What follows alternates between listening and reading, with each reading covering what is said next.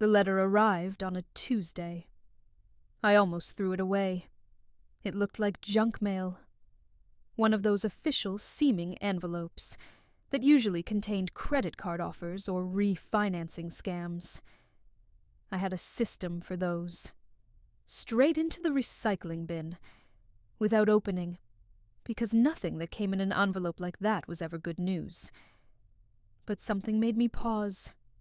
Maybe it was the weight of the paper, heavier than usual. Maybe it was the logo in the corner. My actual student loan servicer, not some knockoff pretending to be them. Or maybe the universe just decided that for once, I deserved to know what was inside. I opened it standing next to my recycling bin, already prepared to toss it after confirming it was worthless. The first line made me sit down. Dear Ms. Chen, we are writing to inform you that your student loan account ending in 4847 has been paid in full. I read it again, and a fourth time, because the words refused to make sense no matter how many times my eyes passed over them. Paid in full. My student loans. $127,000 of debt that had been slowly crushing me since I graduated 7 years ago. The reason I lived in a studio apartment the size of a parking space. The reason I couldn't afford a car, or vacations, or new clothes, or any of the things my friends seemed to take for granted. The reason I woke up at 3 a.m. sometimes, heart racing, calculating how many decades it would take to be free. Paid in full. This payment was made by an anonymous donor who has requested to remain unnamed. Your account balance is now $0. No further action is required on your part. I started crying. Ugly gasping sobs that made my neighbor pound on the wall because it was 7 in the morning and he was trying to sleep. I didn't care. I sat on my kitchen floor with that letter clutched to my chest, and I wept like I hadn't wept since my father died. Free. After 7 years of drowning, someone had reached down and pulled me to the surface. But who? That question consumed me for the next 3 months. I called the loan servicer 12 times. They couldn't tell me anything. The donor had specifically requested anonymity, and they were legally bound to honor that request. I tried different approaches, claiming I needed to send a thank you note, pretending there was a tax issue, once even attempting to flirt with a male customer service representative who sounded sympathetic. Nothing worked. I made lists of everyone who might possibly have that kind of money. It was a short list. My family was solidly middle class. My mother had helped where she could during college, but she certainly didn't have $127,000 lying around. My friends were all as broke as I was. I didn't have any secret rich relatives or fairy godparents waiting in the wings. I even wondered, briefly, if it might be some kind of scam, if someone had paid off my loans as part of an elaborate scheme to steal my identity or drain my bank account. But months passed and nothing bad happened. The loans stayed paid. My credit score climbed. No mysterious charges appeared on my statements. It was real. Someone had really done this for me, and I had no idea who or why. Eventually, I stopped looking. Not because I stopped caring, but because the mystery was making me crazy. I decided to accept it as a gift from the universe and move on with my life. A life that was suddenly, miraculously full of possibilities that hadn't existed before. I got a better apartment. Nothing fancy, but it had a bedroom that was separate from the kitchen, which felt like absurd luxury. I started putting money into savings for the first time ever. I bought clothes that weren't from thrift stores. I went out to dinner with friends, without having a panic attack about the bill. I was finally, After 7 years, learning what it felt like to breathe. Then came the gala. My best friend Rachel worked in event planning for a non-profit that supported women in STEM. They were having their annual fundraiser, a black tie affair at one of the fanciest hotels in the city, and she had an extra ticket because her boyfriend had come down with food poisoning. Please, she begged over the phone. I can't show up alone. It'll be fun. Free champagne, rich people watching. Maybe you'll meet a handsome donor who wants to sweep you off your feet. I don't have anything to wear to a black tie event. I have that green dress I wore to my cousin's wedding. It'll look amazing on you. Please, Lily. I'm desperate. I agreed, partly because she was my best friend and partly because I was curious. I had never been to anything like this before. My life had always existed in the margins. Coffee shops and cramped offices and apartments with thin walls. The world of charity galas and wealthy donors was as foreign to me as the surface of Mars. The dress did look amazing on me.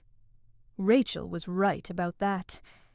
Emerald green, floor length, with a neckline that was elegant without being too revealing. I felt like someone pretending to be Cinderella. But at least I was a convincing pretender. The hotel ballroom was everything I had expected, and more. Crystal chandeliers that probably cost more than my annual salary. Waiters in white gloves carrying trays of champagne. Women in designer gowns and men in tuxedos that probably came with their own tailors. The room smelled like expensive perfume and money. I grabbed a glass of champagne and tried to look like I belonged. Rachel had been swept away almost immediately by her boss, leaving me to fend for myself among the beautiful, wealthy strangers.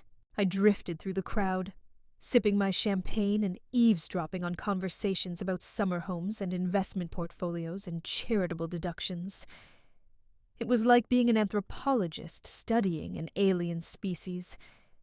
These people lived in an entirely different universe than I did. I was standing near a pillar, contemplating whether it would be rude to take a third glass of champagne, when I heard it. 2 men in tuxedos were talking behind me, their voices just loud enough to catch over the string quartet playing in the corner. Still can't believe he did it. $127,000. Just like that. I froze. The number hit me like a physical blow. Callahan's always been strange about her, ever since college. Remember how he used to... Shh! He's right over there. I turned around slowly, my heart hammering so hard I could feel it in my throat. The crowd seemed to part like a biblical sea, and there he was. He was tall. That was the first thing I noticed. Tall and lean in a perfectly fitted tuxedo, with dark hair that was slightly too long, and eyes that were fixed directly on me. Hazel eyes, I realized. The kind that changed color depending on the light. He was handsome. Devastatingly handsome. In a quiet way that didn't demand attention, but earned it anyway. Not flashy or obvious. Just beautiful. Sharp jaw, full lips, a face that looked like it was built for contemplation rather than conversation, and he was looking at me like I was the only person in the room. I knew him. The realization came slowly, then all at once. I knew that face. I had seen it before, hundreds of times, but never in this context. Never in a tuxedo at a gala. Never with that intensity focused on me. College. Economics 301. He had sat behind me, 2 rows back and 1 seat to the left. I remembered because I used to look at the clock on the wall behind him, counting down the minutes until class was over. I never knew his name.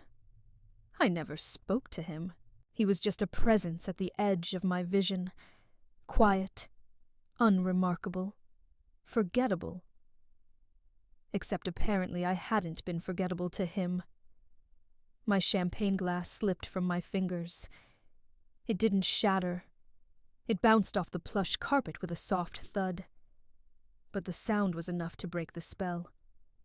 The man's eyes flickered down to the glass, then back up to my face, and something in his expression cracked. He looked caught, terrified, hopeful. He looked like a man who had just watched his entire secret unravel. "It was you," I said. I didn't realize I was walking toward him until I was already moving, my feet carrying me through the crowd on autopilot. The loans. It was you. He didn't deny it. He didn't say anything at all. He just stood there, frozen, watching me approach like I was an oncoming train, and he had decided not to get out of the way. Why? I stopped in front of him, close enough to see the slight tremor in his jaw, the rapid pulse at his throat. "Why would you do that? I don't even know your name. Ethan." His voice was lower than I expected, rougher. "Ethan Callahan. And you do know me, Lily. You just don't remember. We had one class together 7 years ago. We never even spoke." "No, we didn't." He swallowed hard. "But I spoke to you. Every day in my head. Every day for 7 years. The confession hung between us, strange and heavy and impossible. I didn't know how to respond. What do you say to someone who just admitted they've been carrying a torch for you since college? A torch so bright they paid off 6 figures of debt just to... what? Get your attention? Impress you? That's insane, I finally said. I know. You spent $127,000 on a woman you've never had a conversation with. I know. Why? He was quiet for a long moment. Around us, the gala continued. Laughter and music and the clink of glasses. But it felt distant, muffled, like we were standing inside a bubble that separated us from everything else. "Because you deserved to be free," he said finally. "Because I watched you struggle through college, working 2 jobs while taking a full course load. And I couldn't do anything about it then. I was nobody. I had nothing. But I told myself that someday, if I ever had the chance, I would help you. You watched me? Not like I wasn't stalking you." He ran a hand through his hair, agitated. "I just noticed you. In class, in the library, in the coffee shop where you worked. You were always tired, always stressed, always carrying this weight that seemed like it was slowly crushing you. And you were so kind, even when you were exhausted. You once gave your lunch to a homeless man outside the library. You stayed late after class to help another student who was struggling with the material. You were good, Lily. Genuinely good. And the world was making it so hard for you." I didn't remember any of those things. They were tiny moments, forgotten as soon as they happened, completely insignificant to me. They had meant everything to him. "I graduated," he continued, his voice steadier now. "I started a company, tech stuff. I won't bore you with the details. The point is, it did well, really well. And suddenly I had more money than I knew what to do with. And I thought about you. After 7 years. Every single day for 7 years." He said it without embarrassment, without apology, like it was simply a fact of his existence. "I tried to find you. It took a while. You're not on social media, you know that? But eventually I tracked down where you worked, where you lived. I learned that you were drowning in student debt, barely making ends meet despite having a good job and working harder than anyone I knew. So you just paid it off. So I paid it off. Anonymously. I didn't want you to feel obligated." He finally looked away, breaking eye contact for the first time. I didn't want you to feel like you owed me anything. I just wanted you to be free. That was enough. But you're here, at this gala, where I happen to be. That's not a coincidence. He had the grace to look embarrassed. I'm on the board of the non-profit. I've been to every one of their events for the past 3 years. I never expected you to actually show up at one. You've been waiting? For 3 years? On the off chance I might walk through the door? I told you I was insane. I laughed. I couldn't help it. The whole situation was so absurd, so far outside anything I had ever expected from my life, that laughter was the only reasonable response. You're right, I said. This is insane. You are insane. This whole thing is... I know. I'm sorry. I should have just let you live your life and never... I didn't say I wanted you to stop talking. He froze. His eyes snapped back to mine, wide with something that looked dangerously like hope. I just found out that a stranger has been half in love with me for 7 years, I said slowly. That he paid off $127,000 of my debt because he wanted me to be free. That he's been sitting on the board of a non-profit for 3 years, hoping I might randomly show up at an event. I shook my head, still not quite believing any of this was real. The least you can do is buy me a drink and explain the rest. The rest? There's more, isn't there? You don't just carry a torch for 7 years without accumulating some stories. A smile tugged at the corner of his mouth. The first hint of anything other than nervous tension since I'd confronted him. There might be a few stories. Then let's hear them. We spent the next 4 hours at the bar. He told me everything.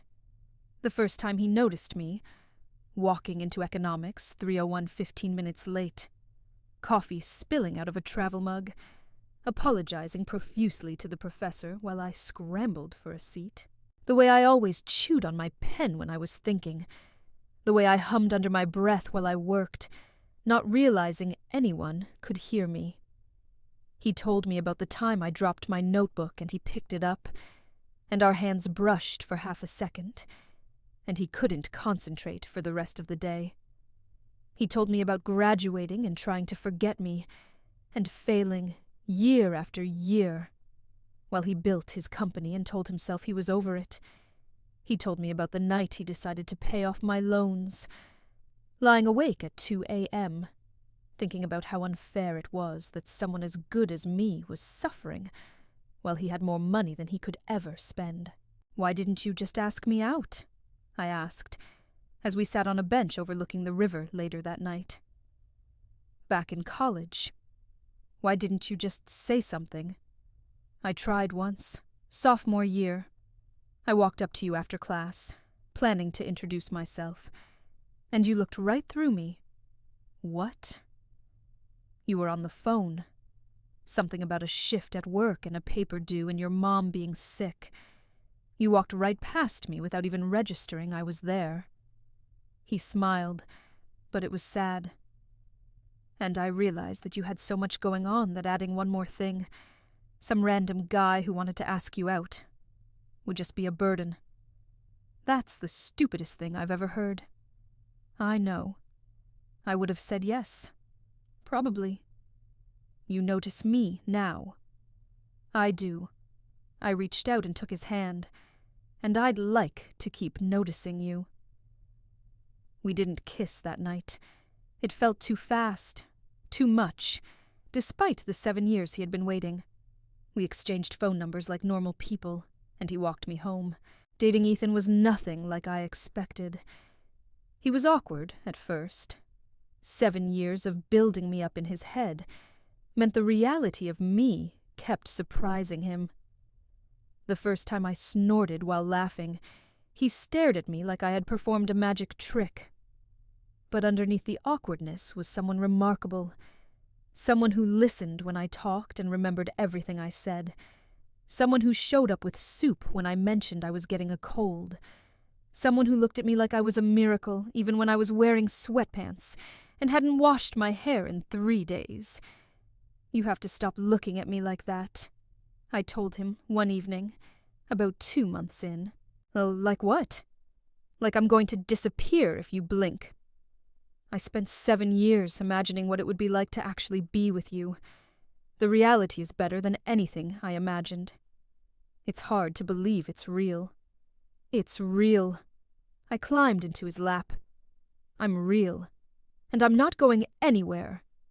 He kissed me then. Really kissed me. And I understood finally what he had been holding back. 7 years of longing poured into me, desperate and tender and overwhelming. He proposed 6 months later. Not at a fancy restaurant or a romantic destination. In my apartment, while I was making breakfast in my pajamas. "Marry me," he said, holding out a ring. "Are you serious? I haven't even brushed my teeth. I've waited 7.5 years to ask you this question. I'm not waiting for dental hygiene. You're insane. Is that a yes?"